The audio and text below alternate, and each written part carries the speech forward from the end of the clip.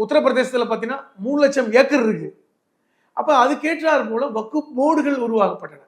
அது எல்லாமே அந்தந்த மாநில அரசனுடைய நிர்வாகத்தின் கீழ் தான் வந்தன.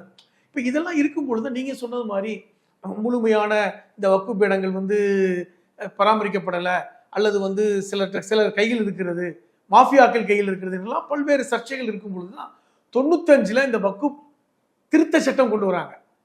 கொண்டு வந்து அதை சரி பண்றாங்க. சரி பண்ணும் பொழுதுதான் அதற்கப்புறம் பாத்தீங்கன்னா 2008ல இந்த நீதியரசர் சச்சார் கமிட்டி வந்து ஒரு அறிக்கை கொடுக்குறாங்க. இஸ்லாமியர்கள் கல்வியிலையும் வேலை வாய்ப்பிலையும் பின்தங்கி இருக்கும் பொழுது இதுல இந்த வக்குப் சம்பந்தப்பட்ட ஷரத்துக்களிலும் சில குறைபாடு இருக்குன்னு சச்சார் கமிட்டி கொடுத்ததுக்கு அப்புறம் தான் 2013ல மன்மோகன் சிங் அவர்கள் பிரதமராக இருந்தபோது ஒரு கமிட்டி போடுறார். எப்படின்னா, அவருடைய சிறுபான்மை நலத்துறை அமைச்சராக இருந்த ரஹ்மான் கான்,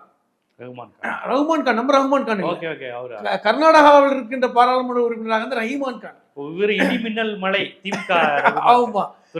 அவர் தலைமையில ஒரு குழு போட்டு இதை வந்து ஏதாவது தவறுகள் இருக்கிறதா, இதை எப்படி சரி பண்ணலாம்னு சொல்லிட்டு 2013ல ஒரு நிலையான சிறப்பான திருத்தத்தை கொண்டு வந்துட்டாங்க. 2013 திருத்தத்தை கொண்டு வந்ததுக்கு அப்புறம் தான் எங்கெல்லாம் வக்குப் சொத்துக்கள் இருக்கின்றனோ அதையெல்லாம் வந்து பதிவுல வந்து கண்டுபிடிச்சு, அது வக்குப் சொத்து என்றால் நீங்கள் வந்து பதிவே செய்ய முடியாது பத்திர ஆபீஸ்ல.